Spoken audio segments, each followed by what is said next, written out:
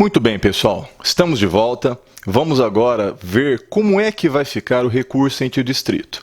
Você vai perceber que a cara, a aparência, a maneira de fazer o recurso ente distrito é bem parecido com o recurso de apelação. Ou seja, você estudando o recurso de apelação, sabendo a estrutura do recurso de apelação, você sabe a estrutura, a forma, a maneira de fazer um recurso ente distrito. Eles são irmãos gêmeos, mas todo irmão gêmeo tem uma diferencinha. Então, nós vamos ver estas diferenças, perfeito? Mas, insisto, eles são bastante parecidos. Você vai até ficar assim, eu não acredito que ele está falando de novo isso. É igual quando ele estava falando sobre recurso de apelação. Isso mesmo, eu vou repetir um monte de coisa, todas aquelas partes. A petição de interposição é bem parecido, tem um detalhe que nós não podemos nos esquecer, o endereçamento para o juiz, depois o endereçamento para o tribunal, depois as partes preliminares do mérito, dos fatos, antes dos fatos, as preliminares, do mérito, do pedido, é a mesma coisa. Perfeito? Então, você vai ver muitas semelhanças, porém, eu peço para você, insista, persista, continue comigo, não pule essa aula, porque veja várias vezes a mesma coisa e isso vai fazer com que o conhecimento que você já tem seja sedimentado para que você não seja pego de surpresa e não tenha dificuldade na hora de fazer a prova. Tá certo? Então vamos lá. Vamos lá para a tela, Má, por favor. Endereçamento. Quais são os possíveis endereçamentos? Excelentíssimo senhor doutor juiz de direito da vara criminal da comarca D, essa é a regra. Excelentíssimo senhor doutor juiz federal da vara criminal da seção judiciária D, caso seja um crime de competência da Justiça Federal. Excelentíssimo senhor doutor juiz de direito da vara do Tribunal do Júri da comarca D, em casos de crimes dolosos contra a vida, e esse aqui, muito provavelmente, é o endereçamento que você vai fazer, porque se for uma sentença de pronúncia, é para o juiz da vara do júri que você vai encaminhar o recurso, a interposição, a petição de interposição, e excelentíssimo senhor doutor juiz de direito da vara do Tribunal do Júri da seção judiciária D, em casos de crimes dolosos contra a vida de competência da Justiça Federal. Perfeito? Então, endereçamento sem problema. Identificação do processo, você vai colocar processo, número e vai escrever recorrente. O nome que você dará para o seu cliente será recorrente. Por quê? Você não vai colocar apelante, porque você não está interpondo uma apelação. Você chamará o seu cliente de recorrente, porque você está recorrendo. Você está interpondo um recurso em sentido estrito. Perfeito?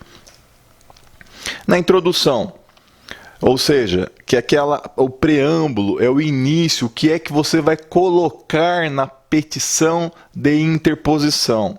Você vai colocar igual quando você fez no recurso de apelação. Veja você, o nome do recorrente, já qualificado nos autos do processo que lhe move o Ministério Público, por seu advogado formalmente constituído que esta subscreve, vem respeitosamente a presença de Vossa Excelência, inconformado com a respeitável decisão que pronunciou o recorrente, interpor tempestivamente o presente recurso em sentido estrito, com base no artigo 581, inciso 4 do Código de Processo Penal, tendo em vista não se conformar com referida decisão.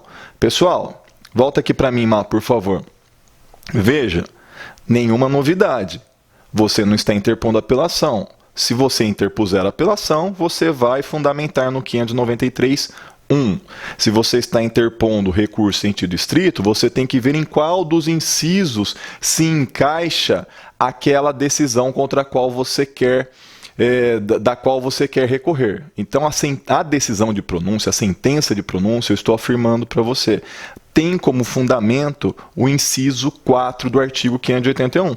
Perfeito? Então, como historicamente a OAB vem pedindo o recurso em sentido estrito contra a sentença de pronúncia, eu estou falando em cima do histórico. Por isso que eu trouxe essa situação. A segunda parte dessa petição de interposição que você tem que tomar muito cuidado. Isso aqui você não pode esquecer, você não pode errar e mais, você não vai errar. Você, aluno ponto jus, não vai errar. Talvez o seu colega, amigão seu, mas se ele não fez o curso ponto jus, fez outro curso, ele talvez erre, você não errará. Preste atenção, vamos lá para a tela, Má. A segunda parte, você tem que requerer o chamado juízo de retratação. Eu já expliquei para você na outra parte da aula, juízo de retratação nada mais é do que pedir que o juiz volte atrás na sua decisão. Então, olha como que você vai pedir. Requer, em sede de juízo de retratação, nos termos do artigo 589 do Código de Processo Penal, a reforma da decisão. E, não sendo este o entendimento de Vossa Excelência, requer seja recebido o presente recurso e encaminhado ao egrégio Tribunal de Justiça para regular processamento. Então, volta aqui para mim, Má, por favor. Então, veja você. O que você vai pedir nesse segundo parágrafo? Vai pedir para o juiz voltar atrás. Só que você não vai falar assim, Excelência, volte atrás no que você decidiu. Então, você vai usar o termo técnico. Pede em sede de juízo de retratação. Onde que está isso, querido amiguinho, querida amiguinha? Onde que está isso? No artigo 589 do Código de Processo Penal. Então você fundamenta. Peço juízo de retratação com fundamento no 589 do Código de Processo Penal. E se não for esse o entendimento do juiz? E se o juiz quiser manter a decisão? Bom, não tem problema, não vamos brigar, né, juiz? Não sendo esse o entendimento de Vossa Excelência, que o recurso seja recebido e encaminhado ao Tribunal de Justiça para o regular processamento. É isso que você está fazendo. Perfeito? Então, esta é uma grande diferença que tem do recurso em sentido estrito para o rese. Miguinhos, isso aqui faz com que você perca valiosos pontos. Então, não esqueça. Coloque o juízo de retratação caso você esteja diante de um rese. Peça com educação, né? Você vai pedir, porque você é uma pessoa educada, termos em que pede deferimento. Aí, onde, quando e quem? Local, data, advogado, OAB. Perfeito? O que deve constar nas razões recursais? Então, nas razões recursais, você vai colocar razões de recurso em sentido estrito, é o nome da peça. Recorrente, é o nome do seu cliente, você vai chamá-lo de recorrente. Bom, a parte contrária, então, é quem? É o recorrido. Você vai mostrar a qual processo faz parte dessas razões recursais. Processo, número, 2 pontos. Egrégio tribunal. Você sabe que o tribunal ele é egrégio, ele é respeitável. Colenda Câmara. A Câmara é composta por pessoas que são colendas, que merecem um respeito elevado. Ínclitos desembargadores. Todos esses nomes diferentes que nós não utilizamos no dia a dia dizem respeito à mesma coisa. São expressões que querem significar a mesma coisa, significam que essas pessoas são dignas, merecem respeito, nada mais do que isso. Memorize essas 3 palavras, você não terá nenhum problema. Se você colocar respeitável, você não vai perder ponto por conta disso. Perfeito? Mas essas são as palavras mais comumente usadas neste contexto. Dos fatos, você já sabe o que você vai fazer nos fatos. Você vai transcrever o problema sem trazer informação nova. Você vai transcrever tentando resumir o máximo possível, mantendo a essência daquilo que o examinador colocou no problema. Você vai transcrever o problema com as suas palavras, resumindo da melhor forma possível, desde que não perca o sentido daquilo que o examinador colocou. Perfeito? Depois, você vai colocar uma frase parecida com essa ou idêntica a essa aqui, ó.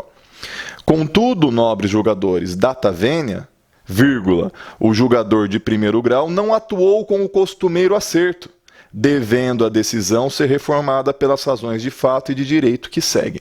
Volta aqui para mim. Pessoal, eu estou trazendo essa frase para você, não é porque eu quero que você tenha a marca registrada do Elbert.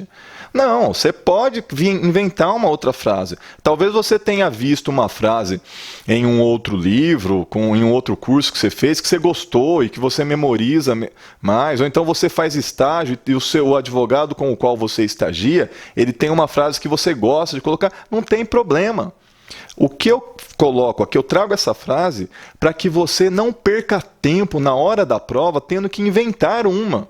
Você tem que ir para a prova já com essa frase pronta, preparada, sabendo que vai colocar. Por quê? Para que você não perca tempo. Você sabe que você terá 5 horas para fazer a prova. Nossa, é muito tempo. Na hora que você está fazendo, você vai ver que não é tanto tempo assim. E muita gente não consegue terminar de fazer a prova.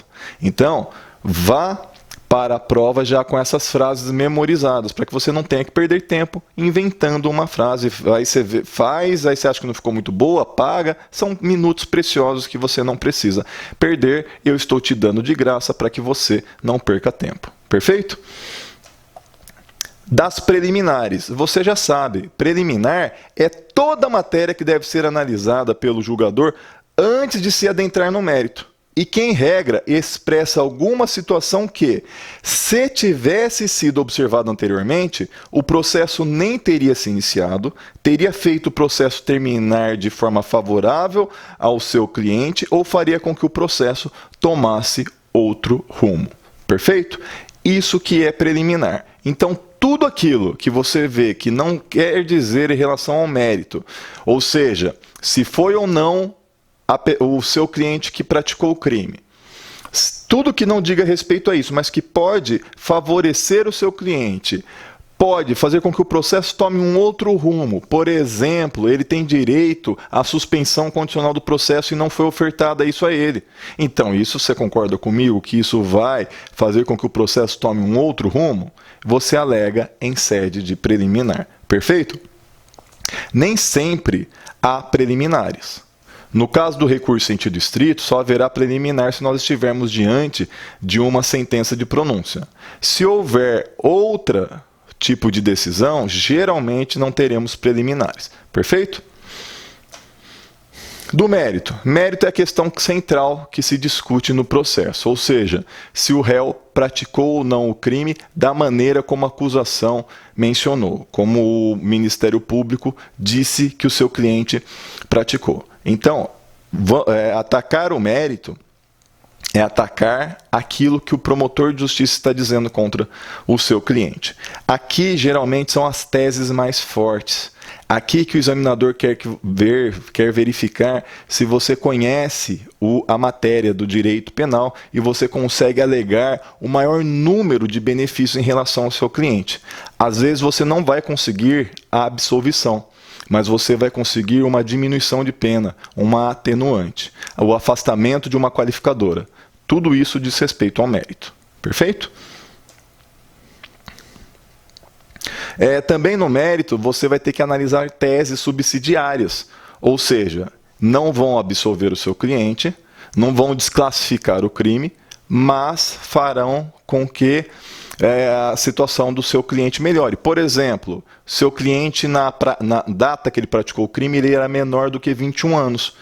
Isso é uma atenuante genérica, vai fazer com que a pena dele seja diminuída, tá certo? Então essas aí são as teses subsidiárias. Dos pedidos.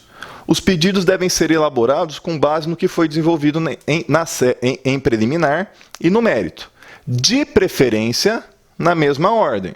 Você só vai inverter a ordem se houver um pedido no mérito que seja mais forte do que o pedido da preliminar. Entendeu? Vou falar de novo. Você argumentou nas preliminares, depois argumentou no mérito. Você, em regra, vai apresentar os pedidos na ordem que foram apresentados na preliminar e depois no mérito.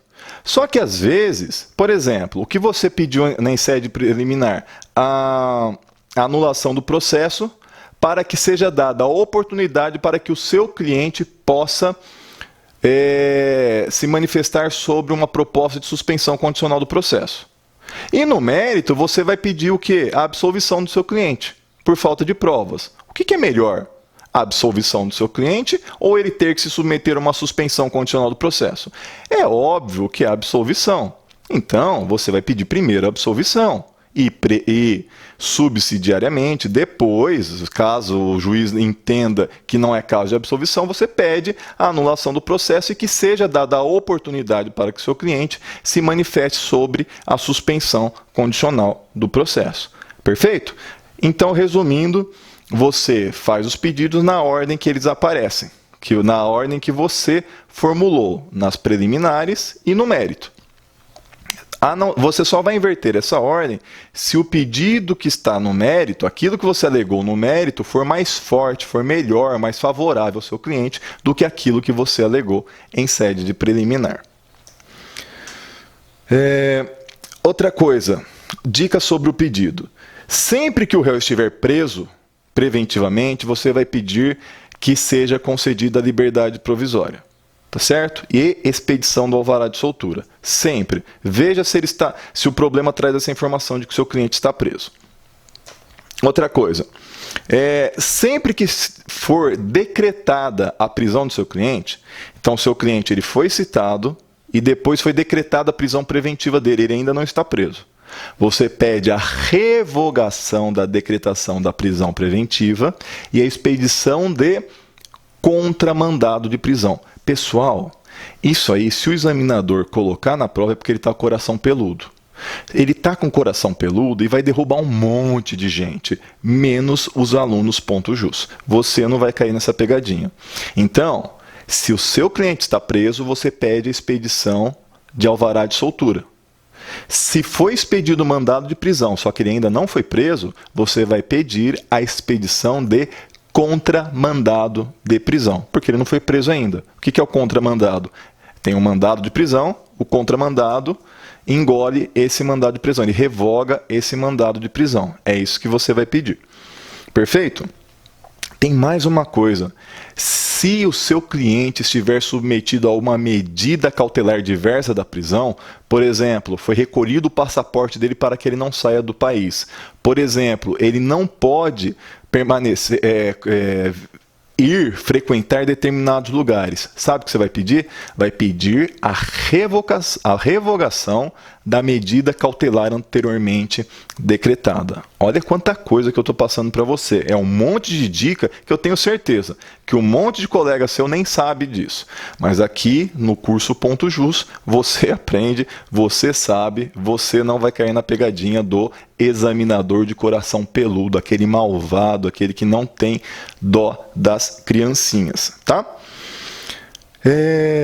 E por último, se a peça que cair for contra razões, aí você não tem que apresentar a petição de interposição.